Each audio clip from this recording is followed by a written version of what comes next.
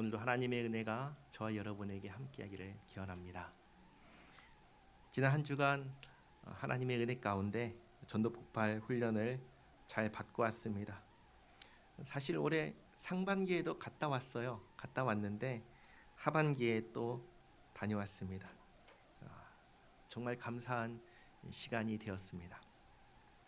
그리고 우리가 이제 오후에 성경 공부 시간이 있잖아요. 그때 웨스트민스터 신앙고백서를 공부하고 있는데 지지난주에 3주 전이죠. 25장 교회를 같이 공부했을 때 하나님께서 교회에 직분자와 말씀과 규례를 주신 목적을 가르쳐줬습니다. 두 가지 목적이 있다고 했어요.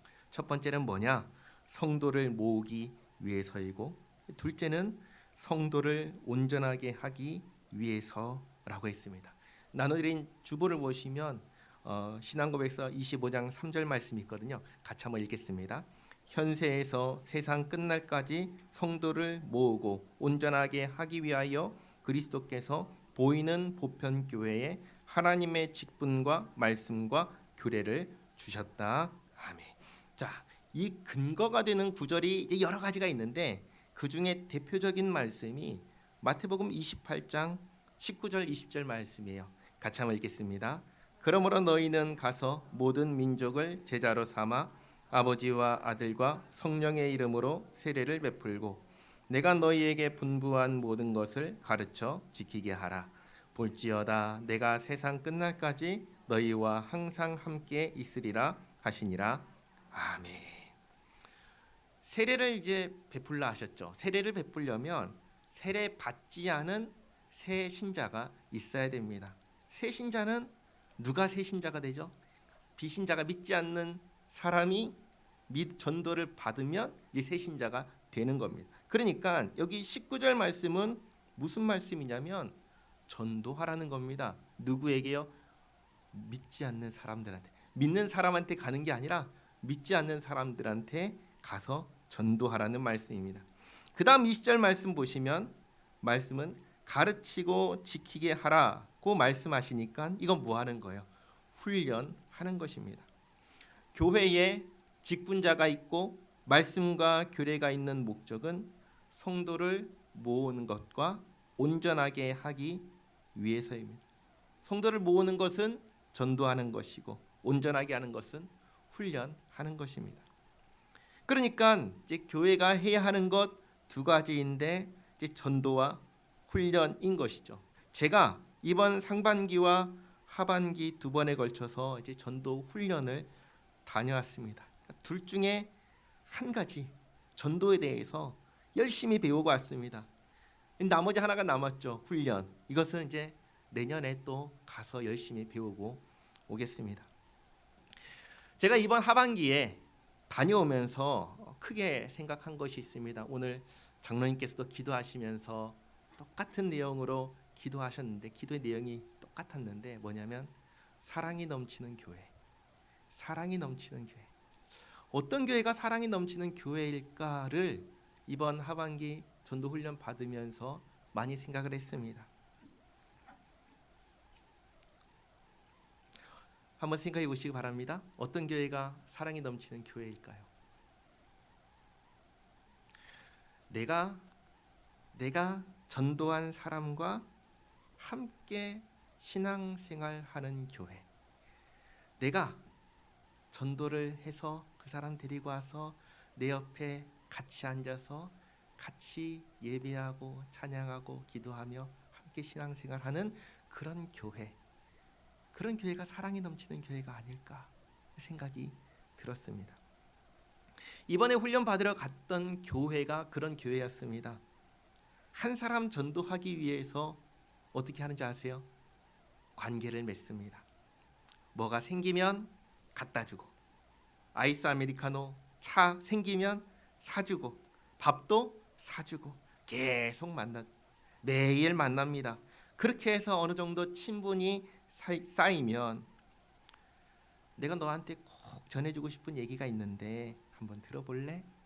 그리고는 자기가 직접 복음을 전하거나 아직 훈련이 되지 않고 무장이 안 됐으면 우리 목사님 한 번만 만나줄래? 하고 얘기해서 만나서 복음을 전하고 그렇게 했습니다. 한 번에 다 됐을까요? 아닙니다. 그렇지 않았습니다. 이번에 안 되면 다음을 기약하며 이번에 안 됐으니까 이제 당신과 끝이야 이게 아니라 그건 그거고 계속해서 관계를 쌓아갔습니다.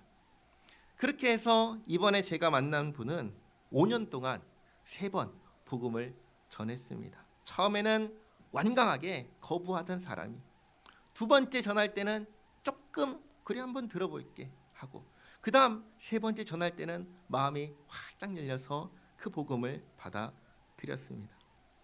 어떤 분은 그렇게 10년을 사귀고 어떤 분은 그렇게 20년을 사귀면서 지냅니다. 왜 그렇게 사귀죠? 복음 전하려고. 한번 생각해 보시기 바랍니다. 그렇게 오랜 시간 동안 정성을 들여서 사귀고 복음을 전했는데 그동안 거부하던 사람이 드디어 복음을 받아들여서 교회가 되고 함께 신앙생활을 한다고 생각해 보시기 바랍니다. 기쁠까요? 덤덤할까요? 기쁘겠죠. 함께 구역 모임을 합니다. 함께 말씀을 나누고 삶을 나누고 두 손 잡고 서로를 위해서 기도합니다. 내가 좋아하는 사람들과 함께 영생의 기쁨을 나누고 함께 하나님을 예배하며 교회를 이룹니다. 그런 교회, 사랑이 넘치는 교회 아닐까요? 우리 교회가 사랑이 넘치는 교회가 되기를 바랍니다. 사랑이 넘치는 교회가 되기 위해서 내가 정말 좋아하는 사람, 싫어하는 사람 말고요. 내가 정말 좋아하는 사람, 내가 정말 사랑하는 사람 교회로 데려오시기 바랍니다. 목사님 저는 그런 사람 한 사람도 없어요. 그렇다면 이제부터 관계를 맺어가시기 바랍니다. 저도 그렇게 하겠습니다. 저 부산 온 지 이제 4년 됐습니다. 근데 아직 우리 교회 성도님들 말고 이 지역에 개인적으로 아는 분 이제 한두 사람씩 생기기 시작했네요. 없습니다. 그래서 저도 가깝게는 제 옆집 생각하고 있습니다. 옆집을 전도 대상자라고 생각하고 친해지려고 합니다. 그리고 최소한 저 개인적으로는 일주일에 한 번씩 노방전도 나갈 겁니다. 상반기 때도 훈련 받고 나가서 전했는데 하반기 또 훈련 받았으니까 나가야죠. 복음 들고 나가서 한 사람씩 만나서 복음 전할 겁니다. 저 그렇게 하겠습니다. 여러분들도 그렇게 하시길 바랍니다. 당장 복음 전하라는 거 아니에요. 그렇게 생각하지 마시기 바랍니다. 그게 아니라 내가 정말 좋아하는 사람, 사랑하는 사람을 우리 교회에 데려오기 위해서 뭘 하시냐? 친해지시라는 것입니다. 만약에 우리 교회 데려올 사람이 없어요. 그러면 내 옆집에 있는 분들, 내 윗집과 아랫집에 사시는 분들 모시고 올 사람이라고 오늘부터 생각하고 새롭게 관계를 맺어가시기를 바랍니다. 왜 이 관계를 맺는 거죠? 전도하기 위해서, 복음 전하기 위해서, 함께 교회가 되기 위해서 관계를 맺는 겁니다.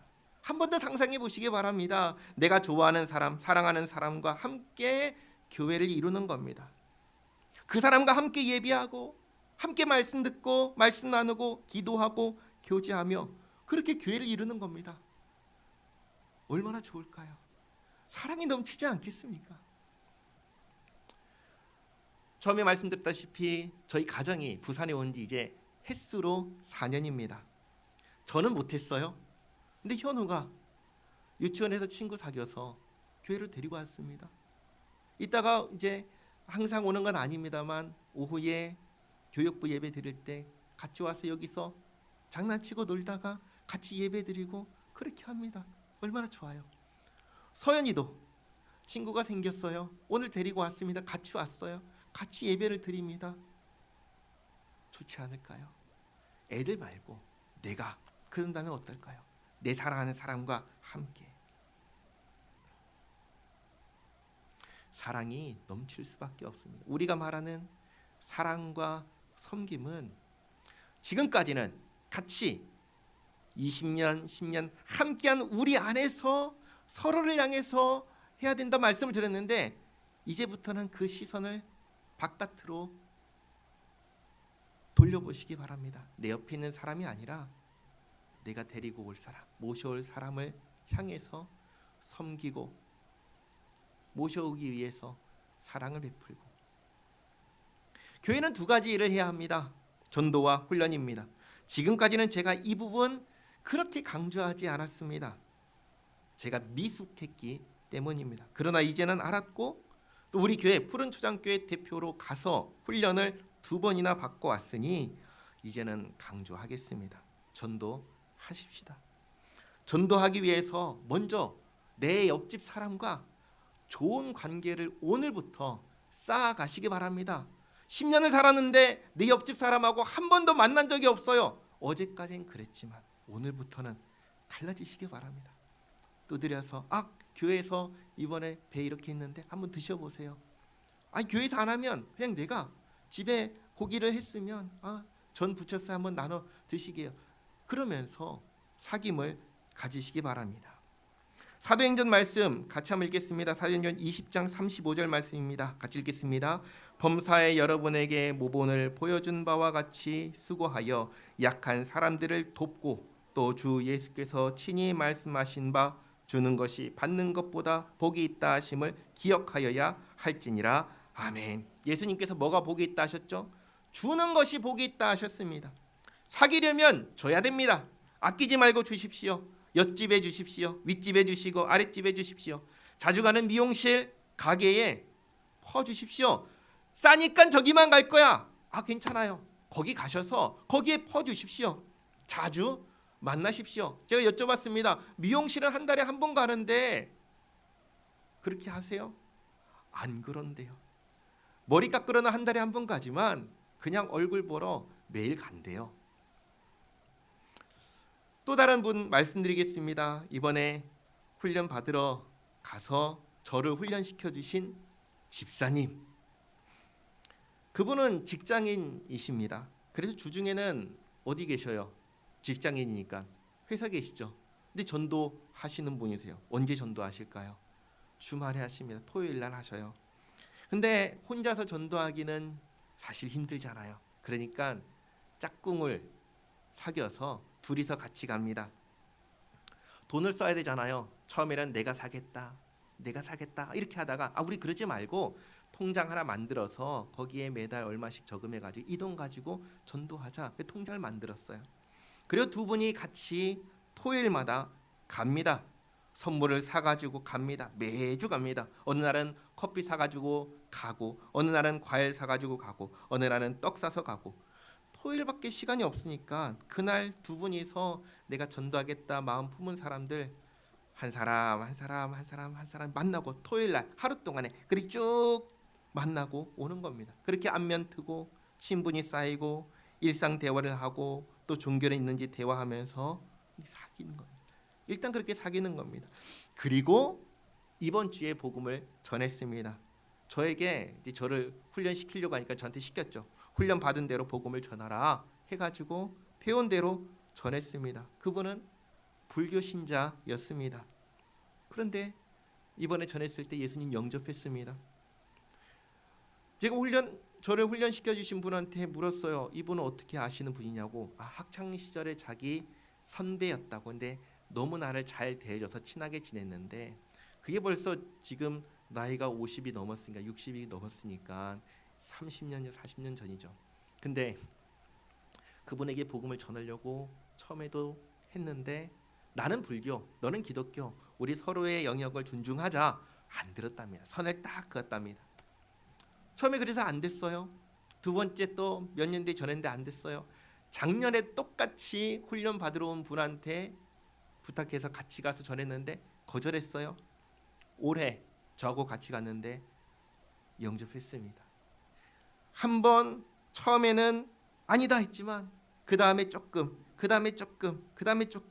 그리고 이번에 그렇게 된 겁니다. 복음 전하고 영접하고 다음 주에 교회 갑시다. 다음 주니까 오늘이 아니에요. 11월 9일입니다. 그때 올지 안 올지는 이제 저는 알 수 없지만 그 교회는 어떻게 해서 그렇게 이루어지는 교회인가? 다 그렇게 성도들이 나가서 전도해서 데리고 와서 이루어진 교회입니다. 처음에 몇 명으로 시작한 교회인 줄 아세요? 50명. 우리는 몇 명이죠? 30명. 근데 지금 몇 명인 줄 아세요? 수천 명입니다. 중요한 것은 숫자 아닙니다. 숫자를 처음 말씀드렸던 것은 숫자가 이렇게 늘어난다는 것을 말씀드리려고 한 거 아니에요. 절대 그걸 생각하면 안 됩니다. 그럼 뭐냐? 교회가 누구로 이루어진 교회냐라는 겁니다. 내가 사랑하는 사람, 내가 좋아하는 사람, 내가 전도한 사람으로 이루어진 교회라는 겁니다. 내가 전도한 사람과 함께 앉아서 예배한다. 얼마나 좋을까요? 사랑이 넘치는 교회, 우리 교회가 그런 교회가 되었으면 좋겠습니다. 저는 이번에 다녀오면서 그런 꿈을 꾸었습니다. 내가 전도한 사람과 함께 예배하는 교회, 그래서 자꾸만 퍼주고 섬기고 사랑하는 그런 교회, 우리 교회가 되기를 바랍니다. 자, 이제 본문 보겠습니다. 디모데후서입니다. 사도 바울도 똑같은 사람입니다. 처음 예수님을 만난 그때부터 오늘까지 죽을 때까지 복음을 전했던 사도 바울이 자기 인생의 마지막에 쓴 편지가 이 디모데후서입니다. 1절 말씀 보시면 하나님의 뜻으로 말미암아 그리스도 예수 안에 있는 생명의 약속대로 그리스도 예수의 사도된 바울은 사랑하는 아들 디모데에게 편지하노니 하나님 아버지와 그리스도 예수 우리 주께로부터 은혜와 긍휼과 평강이 내게 있을지어다. 아멘. 내가 밤낮 간구하는 가운데 쉬지 않고 너를 생각하여 청결한 양심으로 조상적부터 섬겨오는 하나님께 감사하고 내 눈물을 생각하여 너 보기를 원함은 내 기쁨이 가득하게 하려 함이니 이런 내 속에 거짓이 없는 믿음이 있음을 생각함이라. 사도 바울은 디모데를 보기 원했습니다. 지금 사도 바울이 어디 있는지 아세요? 로마에 있는 감옥에 있습니다. 그리고 자기 이제 곧 죽는다. 이 세상을 떠날 날이 가깝다라는 것을 예상하고 있습니다. 디모데후서 4장 6절 말씀 주보에 있죠. 같이 읽겠습니다. 전제와 같이 내가 벌써 부어지고 나의 떠날 시각이 가까웠도다. 아멘. 바울은 감옥에 있으면서 이제 내가 얼마 남지 않았구나. 내가 이제 곧 죽는구나 알았습니다. 죽음을 앞둔 바울이 쉬지 않고 하는 것이 있었습니다. 그게 뭘까요? 기도하는 것이었습니다. 3절을 보시면 밤낮 간구했다고 합니다. 밤낮 간구, 기도하는데 그 내용이 두 가지라고 얘기합니다. 첫째는 하나님께 감사하는 것이고 둘째는 디모데를 보는 것입니다. 네, 한번 생각해 보시기 바랍니다. 감옥에 갇혀 있다가 억울하게 죽는 겁니다. 역사적으로 바울은 로마의 네로 황제에 의해서 처형되었다고 전해집니다. 자, 그러면 사도 바울이 감옥에 갔을 때 어떤 죄로 잡혀갔을까요? 살인, 강도, 도둑질 이런 죄목으로 감옥에 갔을까요? 아닙니다. 왜 갔을까요? 예수 믿는다는 이유 하나만으로 감옥에 갔습니다. 역사적으로 주전 64년에 로마에 대화제가 일어납니다. 큰 불이 일어납니다. 로마의 많은 지역이 불에 전소되었습니다. 그 당시 황제 네로 황제가 이 화재의 범인을 누구라고 지목한 줄 아세요? 기독교인, 예수 믿는 사람이 불을 질렀다라고 했습니다. 그리고 그때부터 예수 믿는 사람들 박해하기 시작합니다. 잡아서 감옥에 끌고 가고 죽이기 시작합니다.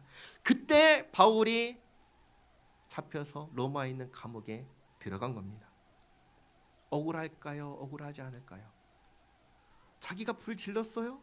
기독교인이 불 질렀어요? 아니에요. 잡혀갔어요. 그리고 죽는 겁니다.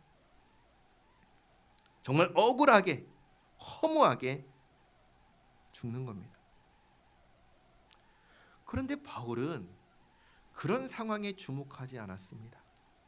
억울하게 갇히고 허무하게 죽는 그런 상황 속에서도 지금 뭐 했다고 했죠? 하나님께 감사했습니다. 어떻게 그럴 수 있을까요? 여러분 억울하게 죽을 때, 허무하게 죽을 때 아무런 내가 이렇게 죽는 거야 싶은 그때에 하나님 감사합니다 하실 수 있으세요? 바울이 그랬다는 거예요. 바울은 어떻게 그럴 수 있었을까요? 1절 말을 보시면 거기에 바로 나옵니다. 뭐라고 하신 줄 아세요?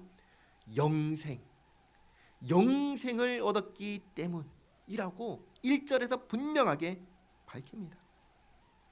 생명의 약속이라고 했지요. 모든 사람은 다 죽습니다. 이 죽음 누구도 피할 수 없습니다. 하지만 죽음 이후는 사람마다 다릅니다. 둘 중에 하나로 나눠지지요. 천국과 지옥입니다. 모든 사람이 다 죽어요. 육체는 어떻게 돼요? 흙으로 다 돌아갑니다. 영혼은 천국이나 지옥으로 갑니다. 어떤 영혼이 천국에 갈까요? 죄가 없는 영혼이 천국에 가는 겁니다. 어떤 영혼이 지옥에 갈까요? 죄가 있으면 지옥에 가는 겁니다. 그러면 지옥에 갈 영혼이 있다라는 것을 우린 다 압니다. 반대로 천국에 갈 수 있는 영혼이 있을까요? 없을까요? 다르게 말하면 이 땅에 살면서 죄 한 번도 범하지 않고 산 사람이 있을까요? 없을까요? 없지요. 그럼 천국 갈 사람이 있을까요? 없을까요? 없는 겁니다. 없는 겁니다. 왜요? 천국에는 죄가 없어야 가니까. 사도 바울은 죄가 있을까요? 없을까요? 있습니다. 우리가 잘 아는 대로 예수 믿는 사람을 핍박한 사람이 바로 바울입니다. 스데반이 죽는 현장에서 책임자로 있던 사람이 바울입니다. 바울도 죄인입니다. 그러니 바울은 죽으면 사실 어디 가야 돼요? 지옥 가야죠. 왜요? 죄인이니까. 그런데 바울 지옥에 갈까요? 안 갈까요? 안 갑니다. 어떻게 지옥에 안 가죠? 죄를 범한 죄인인데 어떻게 지옥에 안 가죠? 영생을 얻었기 때문입니다. 영생을 어떻게 얻었죠? 내가 죄를 지었는데 이걸 이렇게 닦고 저렇게 닦고 좋은 일을 많이 하고 봉사하고 헌금하고 그래서 내가 죄업을 다 닦아서 천국 간다. 그런가요? 아니죠. 바울은 어떻게 영생을 얻었죠? 예수님을 믿음으로. 예수님 누구시죠? 예수님 하나님의 아들이십니다. 그렇죠? 근데 예수님께서 하나님의 아들이신 예수님께서 사람이 되셨습니다. 왜 사람이 되셨죠? 지옥에 갈 죄인을 구원하기 위해서 이 땅에 오신 하나님의 아들이 예수님이십니다. 예수님께서 이 땅에 오셔서 우리의 죄에서 구원하기 위해서 우리의 죄짐을 대신 짊어지시고 십자가에 달려 죽으셨습니다. 십자가에서 우리의 죄값을 다 대신 치르셨습니다. 예수님께서 왜 십자가에서 죽으셨습니까? 얼마든지 예수님은 십자가에서 내려오실 수 있는 능력, 권력, 권위가 있으신가요? 없으신가요? 있으십니다. 예수님은 십자가에 잡히시기 전날 밤에 내가 얼마든지 하나님께 부탁해서 12군단 더 되는 천사 부를 수 있다라고 말씀하신 분이 예수님이십니다. 부르셨나요? 안 부르셨어요. 말없이 끌려가시고 맞으시고 십자가에 달려 죽으셨습니다. 나무에 달려서 죄인을 향해서 쏟으시는 하나님의 진노, 저주, 형벌 다 받으셨습니다. 왜 예수님께서 십자가에서 죽으셨습니까? 지옥에 갈 나를 위해서. 나의 죄의 모든 대가를 대신 다 치르고 살리기 위해서 예수님께서 죽으셨습니다. 예수님께서 그렇게 하셨기 때문에 십자가에서 나의 죄짐을 대신 짊어지고 내 대신 죽으셨기 때문에 내 대신 하나님의 진노와 저주와 형벌을 다 대신 받으셨기 때문에 나는 더 이상 지옥의 형벌을 받지 않아도 되게 되었습니다. 그리고 예수님께서 죽기까지 순종하심으로 이루신 그 의를 우리에게 입혀주셔서 죄인임에도 불구하고 나는 아무것도 한 것이 없음에도 불구하고 의롭다 여김받게 해주셨습니다.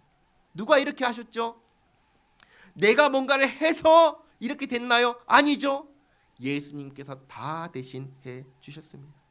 나를 구원하기 위해서 예수님께서 다 해 주셨습니다. 이것이 믿어지십니까? 예수님께서 나를 위해서 이 모든 일을 하셨다는 것이 믿어지십니까? 이게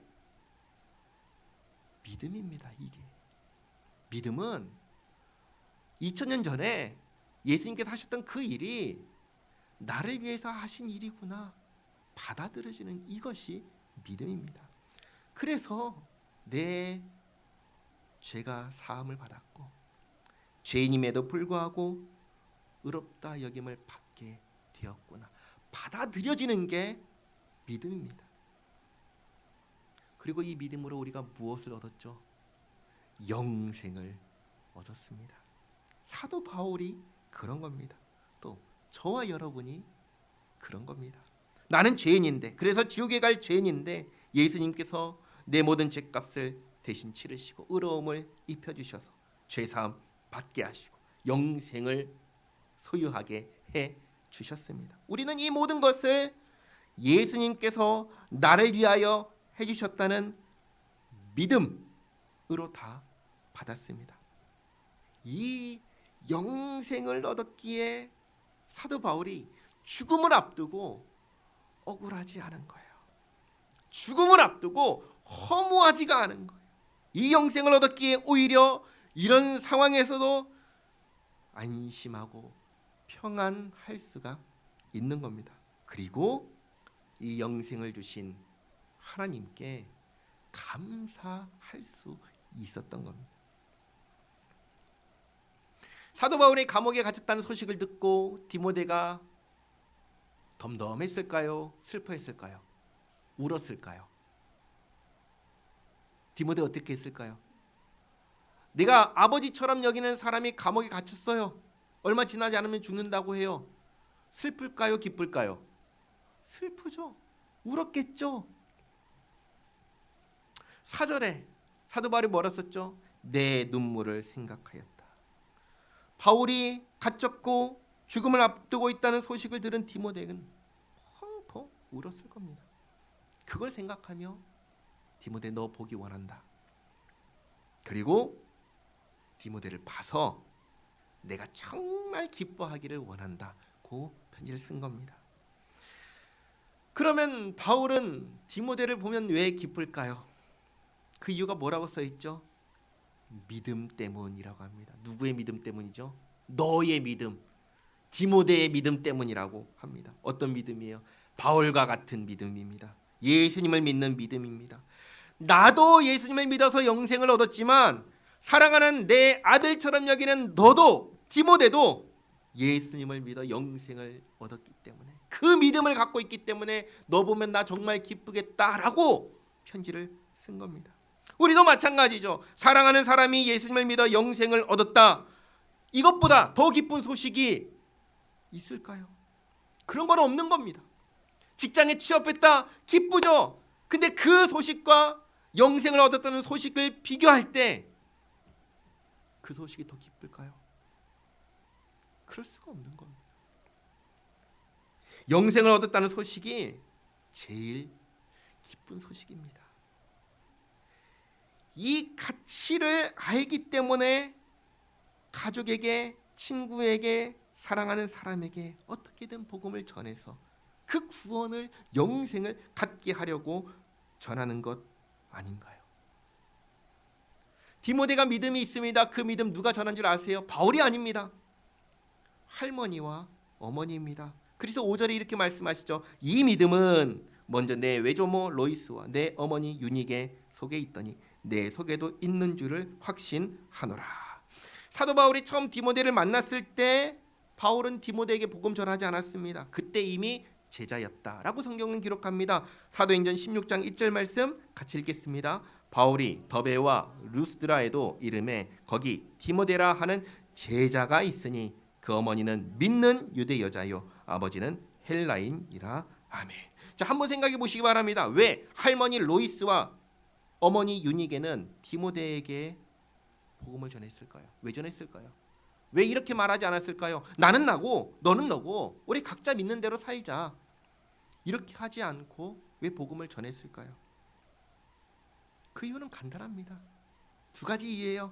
첫째는 하나님께서 그걸 원하시니까. 하나님께서 원하시니까. 둘째는 그게 진짜 복이니까. 하나님께서는 우리가 복음 전하기를 원하십니다. 어떻게 알 수 있는가? 두 가지를 통해서 알 수 있어요. 첫째는 하나님의 마음을 아주 분명하게 드러내신 말씀이 있습니다. 하나님께서는 모든 사람이 지옥 가기를 원하신다고 해요? 아니면 구원받기를 원하신다고 하세요? 구원받기 원한다고 하십니다. 디모데전서 2장 4절 말씀 같이 읽겠습니다. 하나님은 모든 사람이 구원을 받으며 진리를 아는 데 이르기를 원하시느니라. 아멘. 하나님은 모든 사람이 구원받기를 원하십니다. 그래서 그 마음을 누구보다 잘 아는 예수님께서 이 땅에 오셔서 하신 것이 뭔지 아세요? 전도입니다. 누가복음 4장 43절 44절 말씀 같이 읽겠습니다.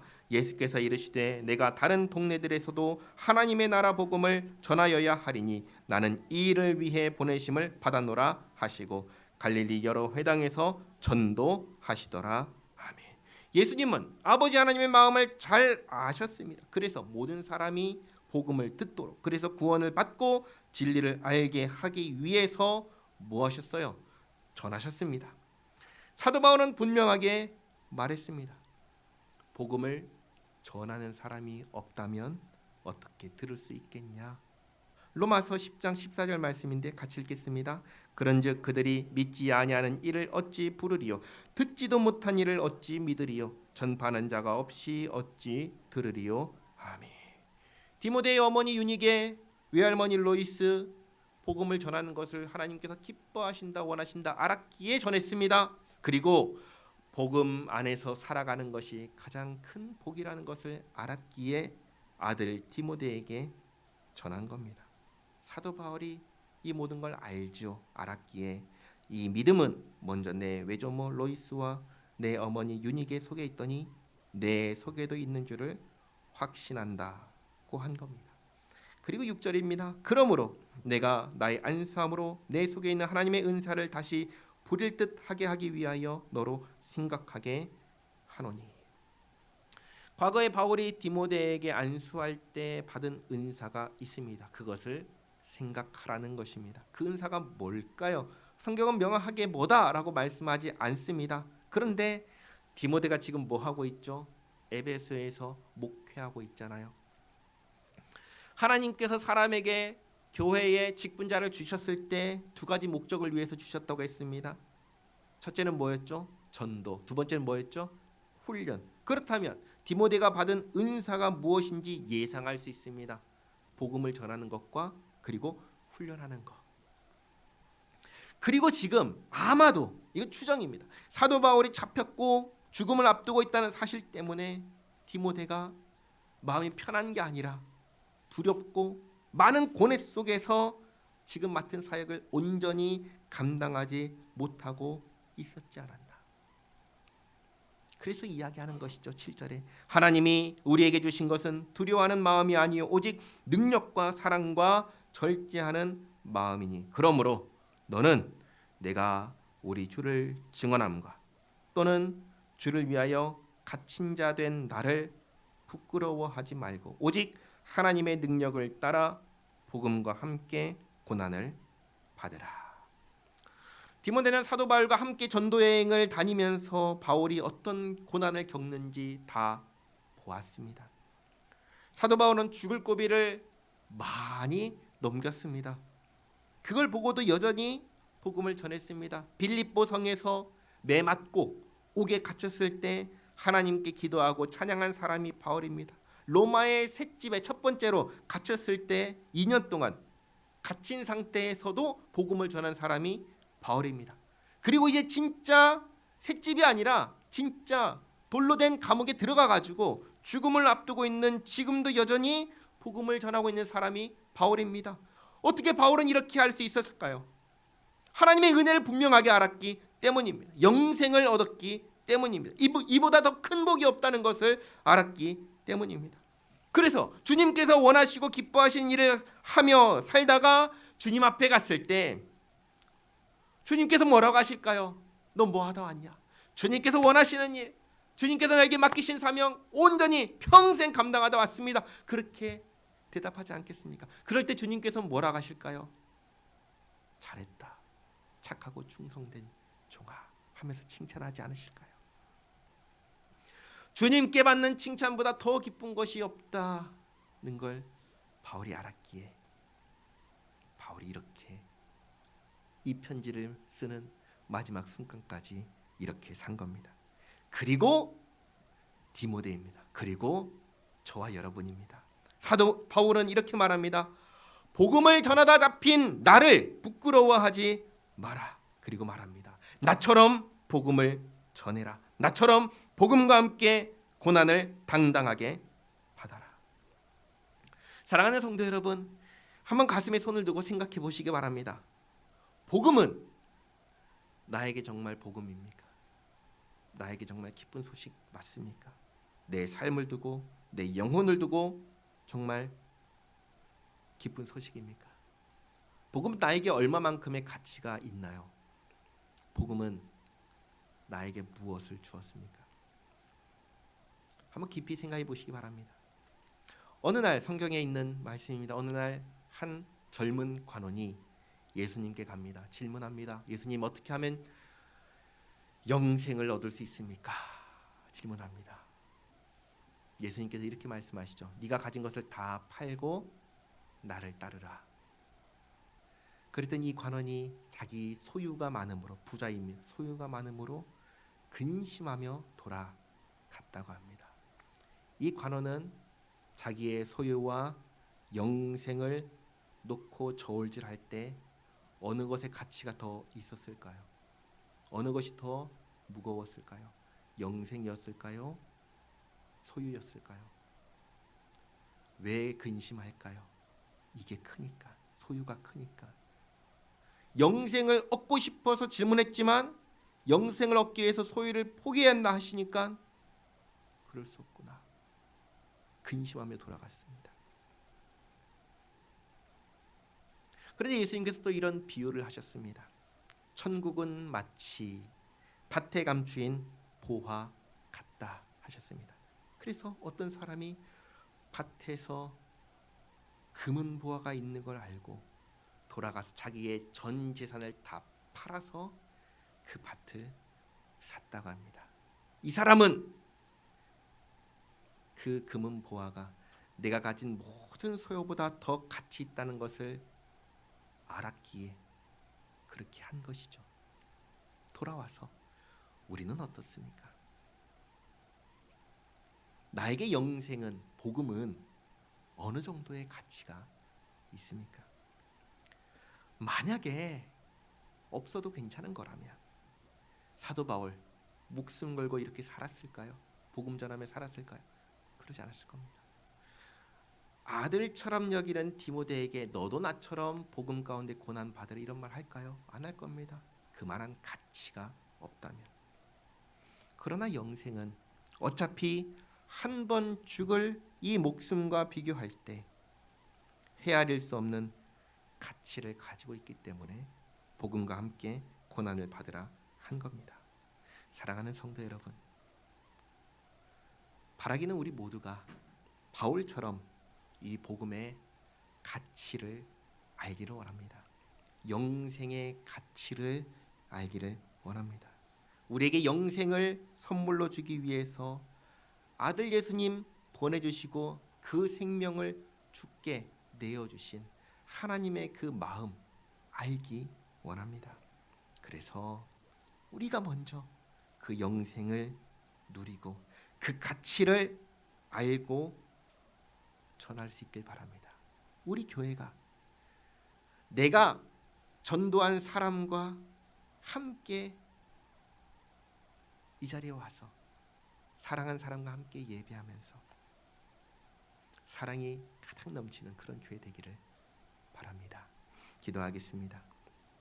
하나님 감사합니다. 오늘 교회가 무엇을 해야 하는지, 어떻게 하면 사랑이 넘치는 교회가 될 수 있는지 가르쳐 주셔서 감사합니다.